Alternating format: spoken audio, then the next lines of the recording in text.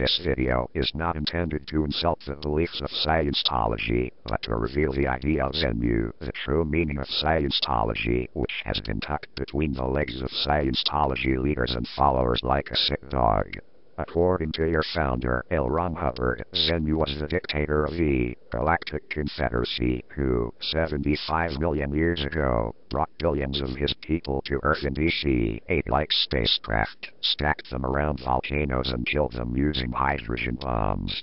You hold that their essences remained and that they form around people in modern times, causing them spiritual harm. Within Scientology, the Xenu story is referred to as the Wall of Fire, or Incident 2. Hubbard attached tremendous importance to it, saying that it constituted the secrets of a disaster which resulted in the decay of life as we know it in this sector of the galaxy. However, the details are kept strictly confidential, at least within the church we still know the basic form of this idea. Hubbard said that he was the first to map a precise route through the Wall of Fire. Probably the only one ever to do so in 75 million years. He first publicly announced his breakthrough in Ron's Journal 67, RJ67, a tape Hubbard recorded on 20 September 1967 to be sent to all members of the church. According to Hubbard, his research was achieved at the cost of a broken back, knee and arm.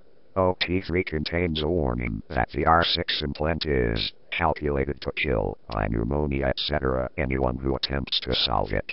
In RJ67, Hubbard then alludes to the devastating effect of Xenu's genocide, and it is very true that a great catastrophe occurred on this planet and in the other 75 planets, which formed this galactic confederacy 75 million years ago. It has since that time been a desert, and it has been the lot of just a handful to try to push its technology up to a level where someone might adventure forward, penetrate the catastrophe, and undo it. We're well on our way to making this occur. Those were the words of Hubbard. Hubbard uses the existence of body thetans to explain many of the physical and mental ailments of humanity which, he says, prevent people from achieving their highest spiritual levels. OT3 tells the student to remove the body thetans by bringing them to awareness of themselves as individual beings. One has to clean them off by running Incident 2 on Incident 1. The student is directed to find a cluster of body thetans, address it telepathically as a cluster and take first the cluster, then each individual member of the cluster through Incident 2, then Incident 1 if needed. Hubbard warns that this is a painstaking procedure, and OT levels 4 to 7 continue the long process of dealing with one's body thetans. The church has objected to the Xenu story being used to paint Scientology as a mere science fiction fantasy. Hubbard's statements concerning the R6 implant have been a source of contention.